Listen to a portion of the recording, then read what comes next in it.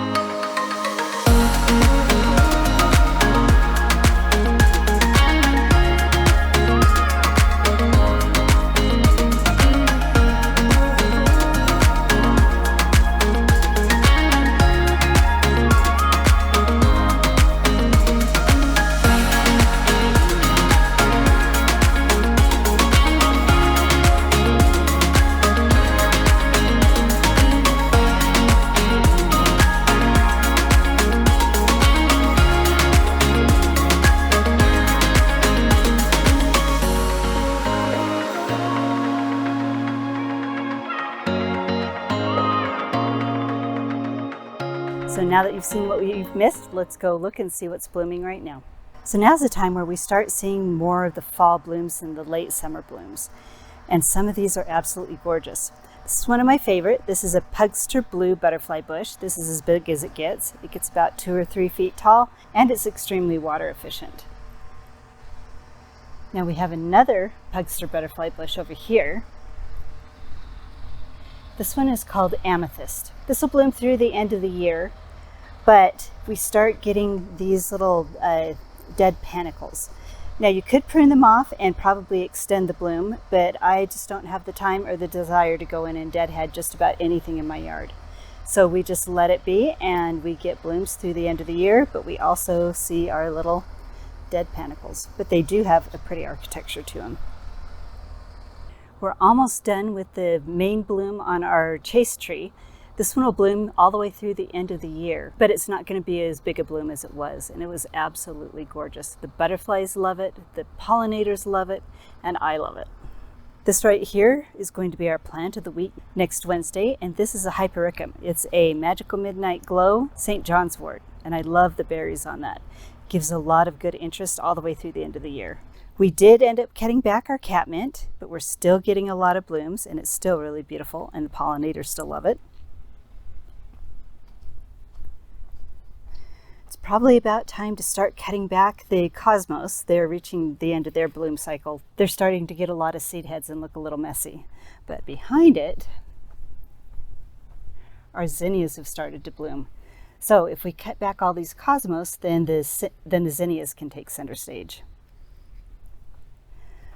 Another one that started blooming that I absolutely love, and I think I'll do a plant of the week on it, is a germander. This is a very water efficient perennial, and one of the great things about it is evergreen. So it stays green all winter long, and it's beautiful.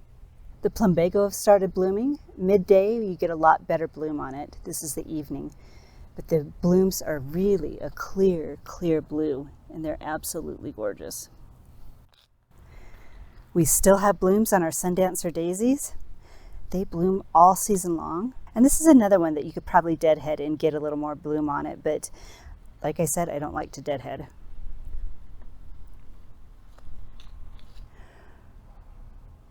Our helianthus, or false sunflower, I think this is a Tuscan sunset, is looking really pretty. Let's show you the other one over here.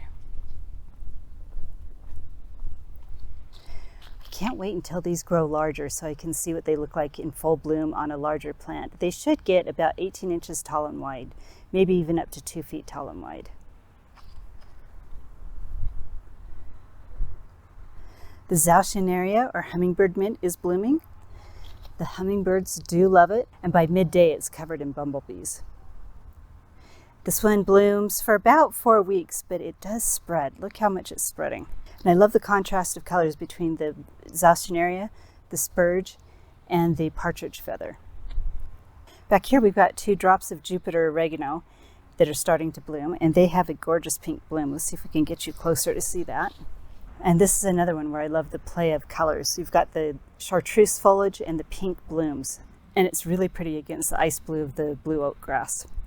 And I love the texture of the blue oak grass. The hummingbird mint is blooming. I think this is Sonoran Sunset, another one that the hummingbirds absolutely love. And this will bloom most of the rest of August.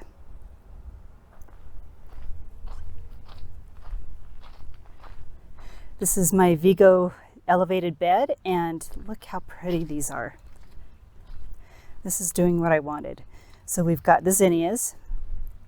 These are a really pretty little zinnia. And then hiding behind this Magic Mountain basil, which is really pretty and starting to bloom, we've got some gorgeous, gorgeous lantana. And the lantana, the center of the lantana, matches the zinnias. And then we've got the purple that matches the outside part of the lantana. So I think it's turned out really pretty, and it's really filling in nicely. I may have to do some cutting back so that we can see everything. We've got the orange butterfly weed that is still blooming, and also the narrow leaf butterfly weed is blooming. I've seen monarch butterflies all over them, but I still haven't found any eggs or any caterpillars, and I'm thinking what the issue is the hornets. The hornets come and eat the caterpillars and the eggs before they get a chance to get any size to them. We also cut back this catmint, and it is starting to fill in again. These bloom all the way through until the frost kills them, and are absolutely gorgeous. This is one of the longest blooming perennials that I have. The variety that I have is Walker's Low. We've got another pugster blue butterfly bush along with our Mexican feather grass. Then our purple coneflowers are in full bloom. And I really love the contrast of the colors and textures in here. Another one that I don't highlight very often is my alyssum that reseeds itself everywhere, and I just allow it to reseed itself and become a ground cover. This has been blooming all season long. This is a pine leaf penstemon. I absolutely love it, and it is another one that is evergreen over the winter.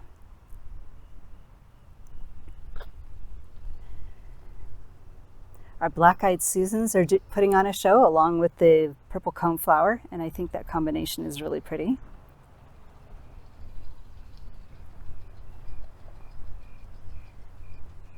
And it is time for the hardy hibiscus. So this is a summerific cordon bleu, or summer spice cordon bleu. I will need to put the name on the screen. But look how beautiful that is. It's not as big as some of the hardy hibiscus, but it's really a prolific bloomer, and it blooms late into the season.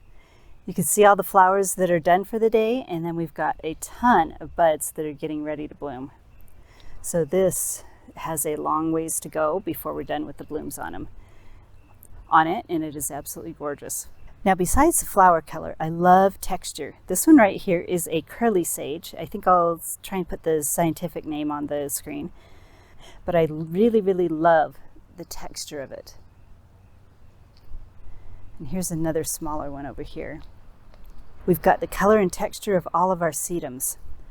It's just about bloom time for the sedums. And along with the sedums, we get mums that bloom. We've already got tiny little buds getting ready to open.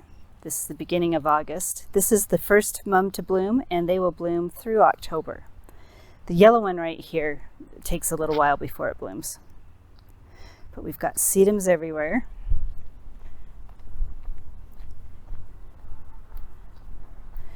I love sedums. There's so many different colors and textures.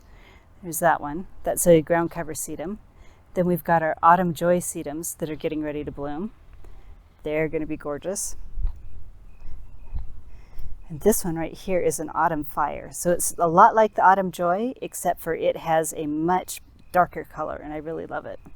Now it's starting to get dark, but I wanted to show you some of the flowers in the back. This is my food forest. I normally don't cover this in my What's Blooming videos, but there's a lot of wonderful things that are blooming out here. And they are hydrozoned so that the areas that have plants that need a lot of water get watered with everything else that needs a lot of water. This bed right here is attached to my front bed that has a cosmos in it. The irrigation is attached, and it also goes off with my garden beds. So they all get watered the same amount of time, and they all have the same water needs, and that's 3 times a week. This is a hosta that is blooming. I don't know the name of the hosta. We've got our endless summer hydrangeas that are looking gorgeous. Look at that. Some years they do really well, and some years they don't do as well, but this year is a great year. Look how gorgeous this rudbeckia is. I love it.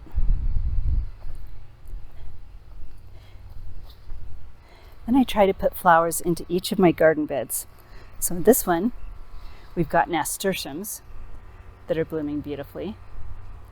We always plant calendulas. We've got zinnias. There's some pink ones back there. These don't get as much light, but they still bloom beautifully. Some more reseeded alyssum, and then the yarrows.